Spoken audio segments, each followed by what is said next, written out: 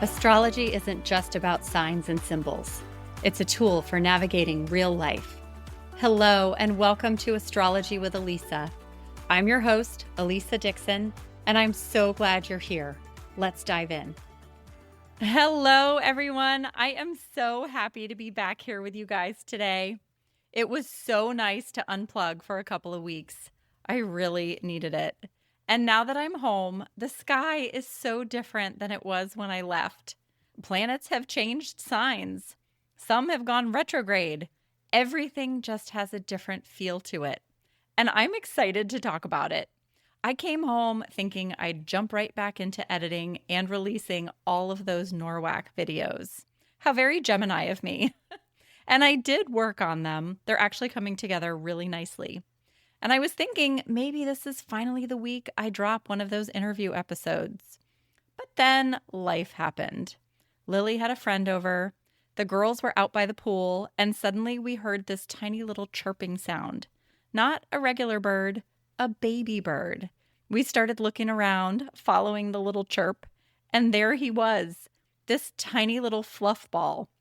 These giant, awkward legs, trying to hop, trying to figure out life. And of course, my first thought was, where's Mama Bird? Where's the nest? Then my astrology brain kicked in and I laughed to myself thinking, man, where's Jupiter in Cancer when you need it? Because Jupiter had literally just left Cancer, the sign of home, family, nurturing, protection. Jupiter expands whatever it touches. And in Cancer, that expansion shows up through care, through love, through looking after one another. So I kept looking around, waiting for Mama Bird to swoop down and rescue this little guy. But she was nowhere to be found. Meanwhile, Lily was getting worried. Mom, I don't think he's eating. And I'm thinking, well, we can't feed him. We can't touch him, or the Mama Bird might not come back. So I finally said to her, well, if you really want to, go dig him up a worm. And oh my gosh, the look she gave me, I wish you could have seen it. She was like, really, Mom? And a few minutes later, that little bird hopped around, stopped, and pooped right in front of us. And I laughed. I said, okay, he's fine. If he's pooping, he's eating, he's going to be just fine. And for whatever reason, that little moment stayed with me. So later that night, after Lily's friend left and things were winding down, Will wanted me to watch the World Cup game with him. Lily wanted to finish the movie we'd started before we left town. And I could feel my Capricorn moon doing what it always does, looking at the clock, thinking about work, thinking about my schedule, thinking about everything I wanted to get done, specifically continuing that Norwalk video edit. Because if I was going to release one of those interviews this week, I needed to keep working. Not because anyone else was asking me to, but because I was asking it of myself. And then I caught myself. I thought, what if I just stopped? What if I watched soccer? What if I finished the movie? And then after all that, what if I went to bed instead of staying up late to push through as usual? What if I trusted that whatever needed to happen tomorrow would happen tomorrow? That the right episode would come when it was ready. So I did. I chose my family. I chose sleep. And honestly, I chose myself. And the next morning, I woke up, I went to the gym, and I laughed because across the room from me was a woman wearing a shirt with one word across the front. Dramatic. And I laughed because all I could think of was, well, that's Jupiter in Leo announcing himself. And that's the moment when it all hit me, that the sky is completely different now than it was when I left. The sun, for one, is in Cancer. Jupiter has moved into Leo. Neptune is stationing retrograde this week. Mars has moved into Gemini. Mercury is now retrograde in Cancer. That's a lot of shifting. Everything feels different. And what really has my attention this week is Neptune. Neptune is stationing. And whenever those outer planets station, we feel them for several days before and several days after. It's almost like they stand still in the sky saying, "Pay attention to me and what I'm all about." And Neptune asks us to trust, to surrender, to stop forcing, to listen to that quiet inner knowing. And honestly, I think that's exactly what happened the night before.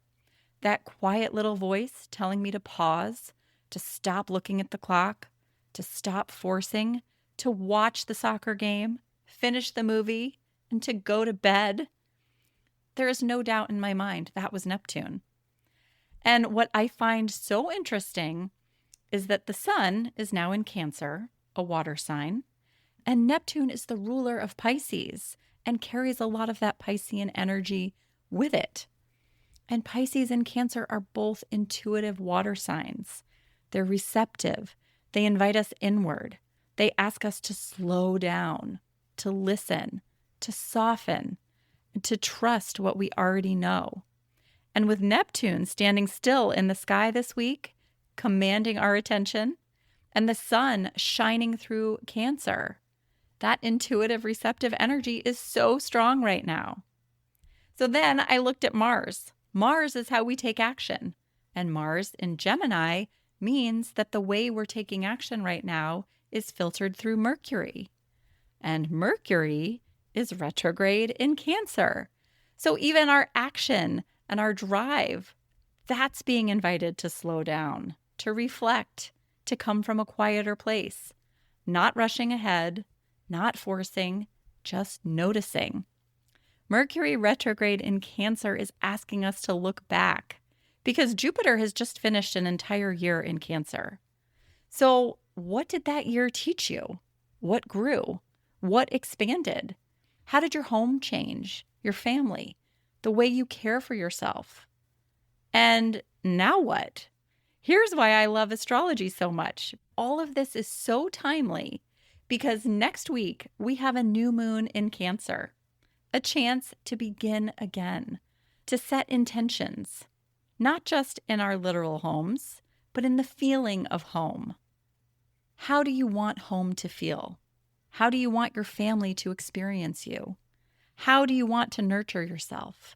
Because Cancer is ruled by the moon, our most personal planet, our most private planet, the part of us that doesn't need an audience. Which means your new moon intention doesn't have to be big or dramatic or loud. It may not even be noticeable to anyone else. It might simply be choosing one more hour together, going to bed a little earlier, saying yes instead of no, letting home feel a little more like home. For me, I realized something so simple. I love this work. I truly do. But I also love watching the World Cup games with Will, falling asleep next to Lily during a movie, saying yes to one more hour together. Those moments matter too. So that's my Cancer new moon intention.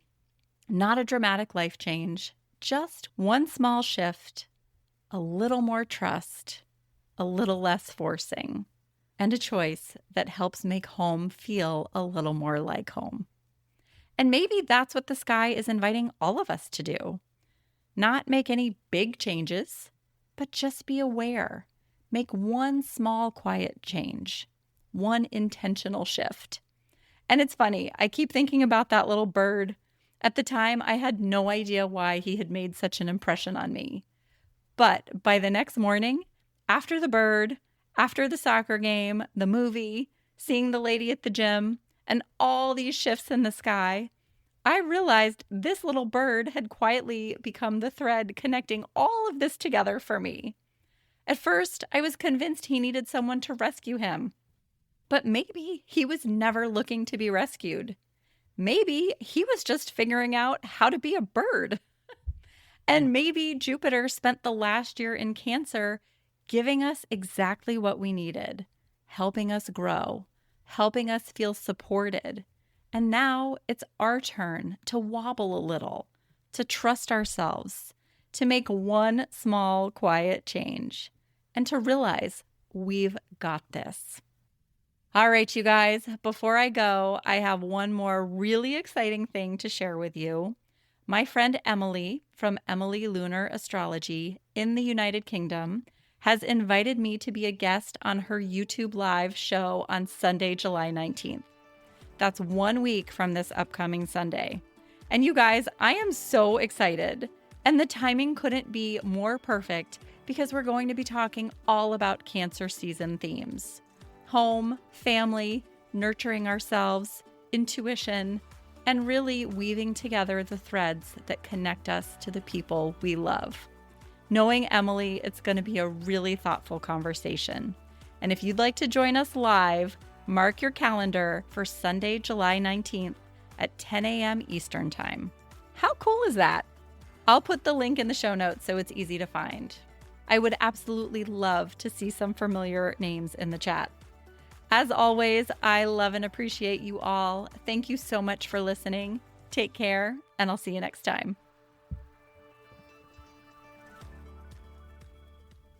Hey, Astro friends, if you enjoyed this episode, please share it with a friend, follow the show, or leave a review. Let's keep growing this beautiful little community together.